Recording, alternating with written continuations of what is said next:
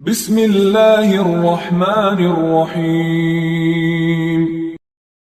حدثنا قتيبة قال حدثنا عبد الرحمن بن أبي الموالي عن محمد بن المنكدر عن جابر بن عبد الله رضي الله عنهما قال: كان رسول الله صلى الله عليه وسلم يعلمنا الاستخارة في الأمور كما يعلمنا السورة من القرآن، يقول: إذا هم أحدكم بالأمر فليركع ركعتين من غير الفريضة، ثم ليقل: اللهم إني أستخيرك بعلمك وأستقدرك بقدرتك وأسألك من فضلك العظيم، فإنك تقدر ولا أقدر وتعلم ولا أعلم وأنت علام الغيوب. اللهم إن كنت تعلم أن هذا الأمر خير لي في ديني ومعاشي وعاقبة أمري، أو قال عاجل أمري وآجله، فاقدره لي ويسره لي ثم بارك لي فيه. وإن كنت تعلم أن هذا الأمر شر لي في ديني ومعاشي وعاقبة أمري،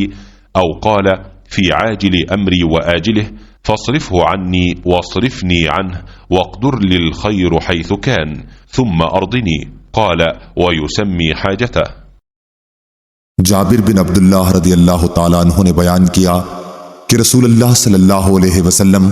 ہمیں اپنے تمام معاملات میں استخارہ کرنے کی اسی طرح تعلیم دیتے جس طرح قرآن کی کوئی سورت سکھلاتے۔ آپ صلی اللہ علیہ وسلم فرماتے ہیں کہ جب کوئی اہم معاملہ تمہارے سامنے ہو تو فرض کے علاوہ 2 رکعت نفل نماز پڑھنے کے بعد یہ دعا پڑھے۔ ترجمہ: اے میرے اللہ، میں تجھ سے تیرے علم کی بدولت خیر طلب کرتا ہوں اور تیری قدرت کی بدولت تجھ سے طاقت مانگتا ہوں، اور تیرے فضل عظیم کا طلبگار ہوں کہ قدرت تو ہی رکھتا ہے اور مجھے کوئی قدرت نہیں۔ علم تجھ ہی کو ہے اور میں کچھ نہیں جانتا، اور تو تمام پوشیدہ باتوں کو جاننے والا ہے۔ اے میرے اللہ، اگر تو جانتا ہے کہ یہ کام جس کے لیے استخارہ کیا جا رہا ہے میرے دین، دنیا اور میرے کام کے انجام کے اعتبار سے میرے لیے بہتر ہے، یا آپ صلی اللہ علیہ وسلم نے یہ فرمایا کہ میرے لیے وقتی طور پر اور انجام کے اعتبار سے یہ خیر ہے، تو اسے میرے لیے نصیب کر اور اس کا حصول میرے لیے آسان کر، اور پھر اس میں مجھے برکت عطا کر۔ اور اگر تو جانتا ہے کہ یہ کام میرے دین، دنیا اور میرے کام کے انجام کے اعتبار سے برا ہے، یا آپ صلی اللہ علیہ وسلم نے یہ کہا کہ میرے معاملے میں وقتی طور پر اور انجام کے اعتبار سے برا ہے، تو اسے مجھ سے ہٹا دے اور مجھے اس سے ہٹا دے، پھر میرے لیے خیر مقدر فرما دے جہاں بھی وہ ہو، اس سے میرے دل کو مطمئن بھی کر دے۔ آپ صلی اللہ علیہ وسلم نے فرمایا کہ اس کام کی جگہ اس کام کا نام لے۔ صحیح بخاری حدیث نمبر 1162۔ حدثني إبراهيم بن المنذر حدثنا معن بن عيسى حدثني عبد الرحمن بن أبي الموالي قال: سمعت محمد بن المنكدر يحدث عبد الله بن الحسن يقول: أخبرني جابر بن عبد الله السلمي قال: كان رسول الله صلى الله عليه وسلم يعلم أصحابه الاستخارة في الأمور كلها كما يعلم السورة من القرآن، يقول: إذا هم أحدكم بالأمر فليركع ركعتين من غير الفريضة، ثم ليقل: اللهم إني أستخيرك بعلمك وأستقدرك بقدرتك وأسألك من فضلك، فإنك تقدر ولا أقدر وتعلم ولا أعلم وأنت علام الغيوب. اللهم فإن كنت تعلم هذا الأمر ثم تسميه بعينه خيرا لي في عاجل أمري وآجله، قال: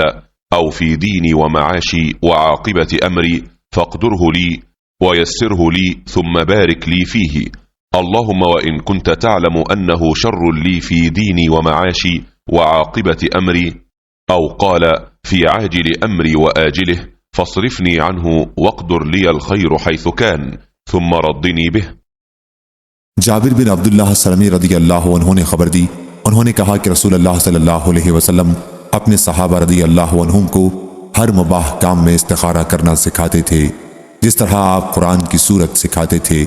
آپ فرماتے کہ جب تم میں سے کوئی کسی کام کا قصد کرے تو اسے چاہیے کہ فرض کے سوا 2 رکعت نفل نماز پڑھے،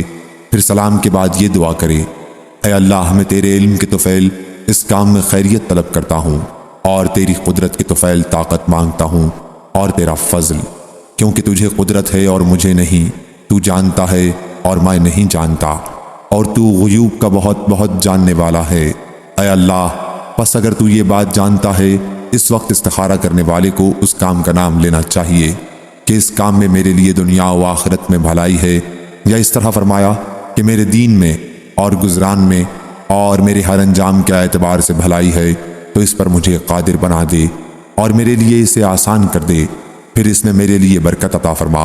اے اللہ، اور اگر تو جانتا ہے کہ یہ کام میرے لیے برا ہے، میرے دین اور گزارے کے اعتبار سے اور میرے انجام کے اعتبار سے، تو اسے دور کر دے اور میرے لیے بھلائی مقدر کر دے جہاں بھی وہ ہو، اور پھر مجھے اس پر راضی اور خوش رکھ۔ صحیح بخاری حدیث نمبر 7390۔